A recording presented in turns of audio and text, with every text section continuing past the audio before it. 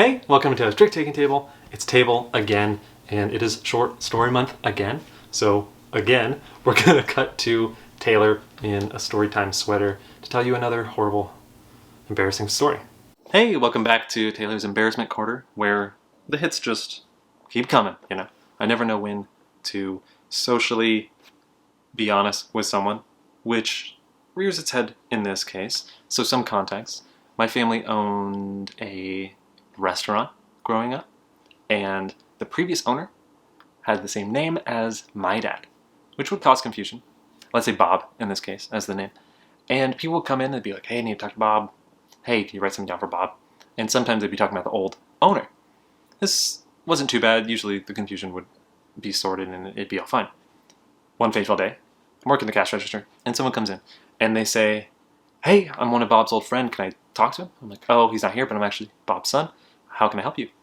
And he goes, oh, I used to grow up with him, and we lived in the same state, and we used to ski, like all these things that I was like, oh, this guy's definitely talking about my dad.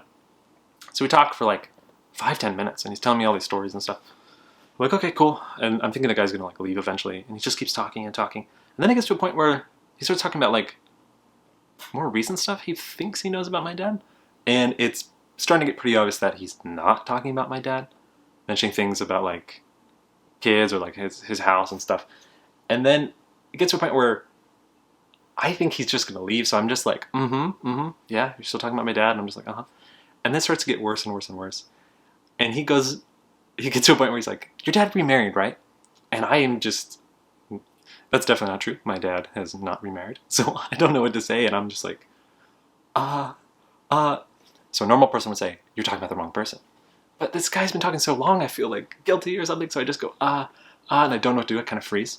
And he goes, yeah, do you know her name? Like, he remarried, right? Do you remember the name? And I go, no, I don't. I don't know what to say. He says, you don't remember the name of your dad's new wife?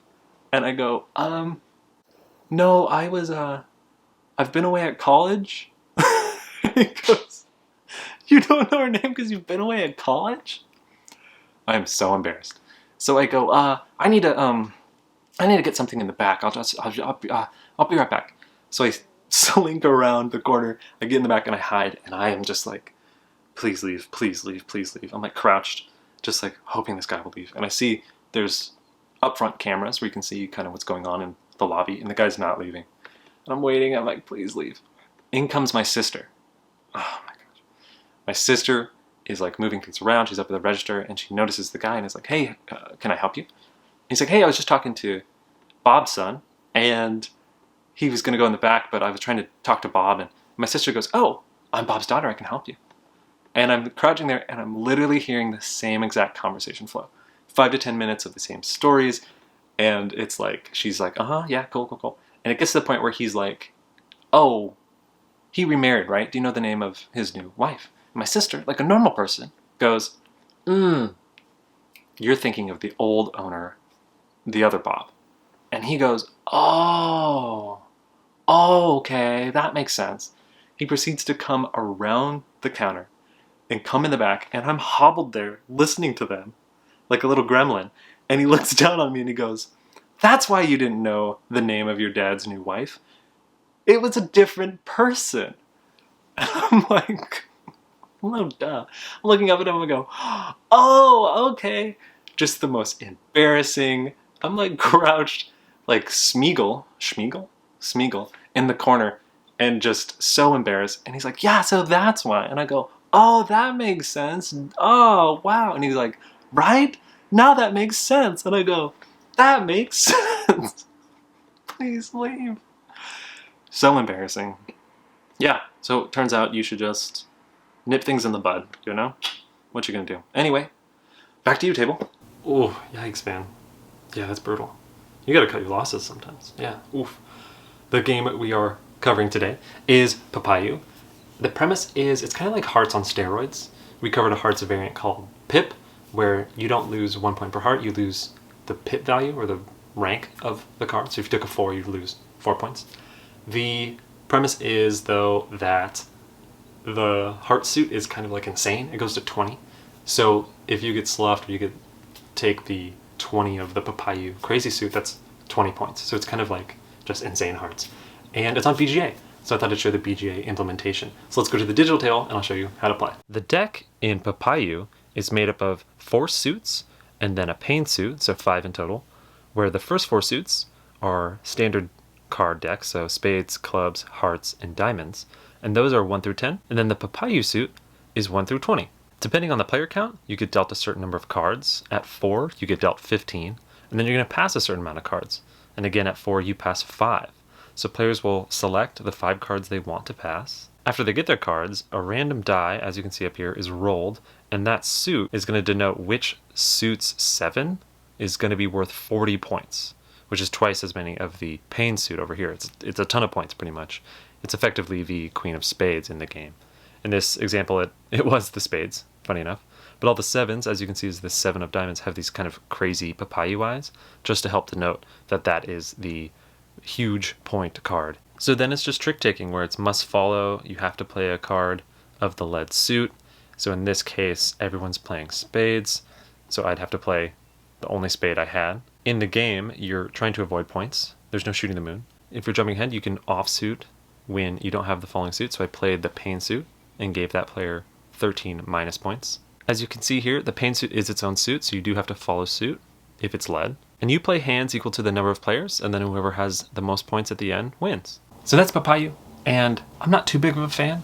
It has a similar feeling to Hearts, but almost ramped to 11, where it just kind of gets away from itself and gets kind of a little too bombastic and crazy. And there's so many points that it's kind of wild. The game's kind of brutal. Like, you can't really teach it to new players because you really have to know how to short suit, and the mindset of shorting has to be at the forefront kind of at all times.